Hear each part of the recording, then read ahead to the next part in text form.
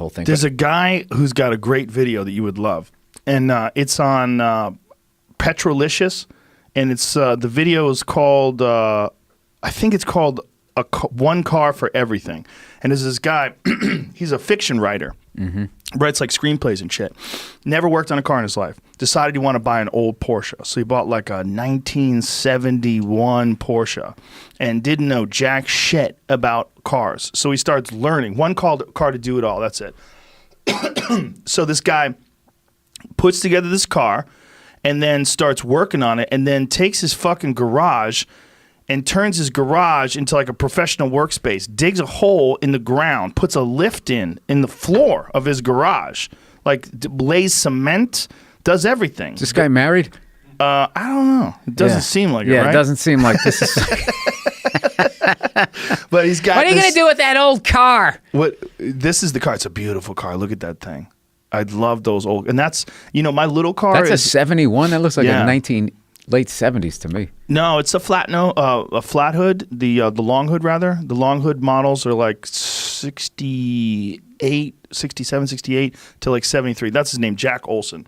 It's a really fucking cool video because this is a guy that didn't have any background in it. That's his fucking garage. He built all this. He built the whole garage. And he just decided, look, I'll just slowly get into it and understand it. And he has different aero, like see that giant wing? That's aero that he puts on only when he's at the racetrack, so he can unbolt it and do it. He uses his car for everything. He uses his car to go get groceries. Oh yeah, look at the back end. Yeah, that looks like... Yeah, okay, it's a fucking beautiful old car. Those cars are so light too. That car's like 2,000. Did he flared out the fenders though, right? No. The RSR from that era had flared out fenders. Yeah. Wow. Yeah, well, they had to have fat rear fenders and fat rear tires because the engine's in the back and those things snap around when you're taking turns because the balance is way off. Like the engine is hanging out behind the rear wheels. It's not a mid-engine car, it's a rear-engine car, which is extremely rare. Yeah. Like only Porsche really does it.